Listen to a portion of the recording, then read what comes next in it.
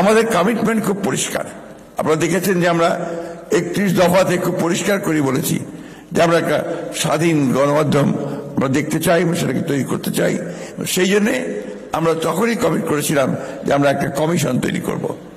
তো কমিশন ইতিমধ্যে তৈরি হয়েছে। দুঃখের সঙ্গে আমরা জানলাম যে কমিশনের রিপোর্ট তৈরি হয়েছে, কিন্তু রিপোর্ট নিয়ে কোনো আলোচনা হয়নি পরবর্তীকালে।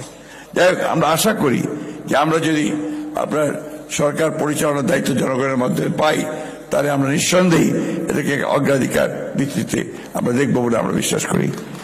একটা কথা না বলেই পারছি না, সেটা হচ্ছে যে আপনাদের সাংবাদিকদের তো অনেকগুলো ইউনিয়ন আছে, বিএফইউজে, বিজেইউসি, আবার দুই দলের দুই ভাগ আছে, 3 ভাগ।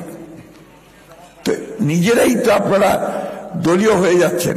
আজকে ফাহিম সাহেব যে কথা বললেন, রাজনৈতিক দলগুলো তো আপনার কাউকে পকেটের মধ্যে নিতে চায় না, কিন্তু আপনারা যদি পকেটে ঢুকে যান তখন কিন্তু দ্যাট বিকামস এ প্রবলেম। কারণ আমরা দেখছি তো যে আপনার গত 15 বছর কি হয়েছে। আমরা দেখেছি গত 15 বছর নিজেরাই উদ্যোগী হয়ে আপনারা ফ্যাসিজমকে সমর্থন করেছেন।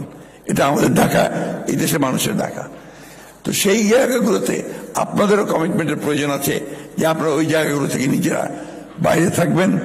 আপনাদের কমিটমেন্ট থেকে জনগণের কাছে আপনারা স্বাধীন সাংবাদিকতা করবেন।